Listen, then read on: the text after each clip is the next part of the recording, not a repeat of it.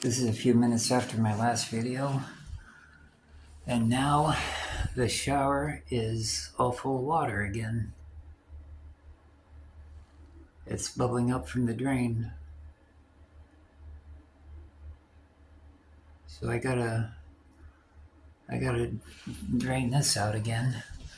And the toilet's still bubbling, but yeah, there's something really, really messed up going on with the plumbing. So I'm uploading this. Hopefully somebody pray for him, pray for the plumbing or something.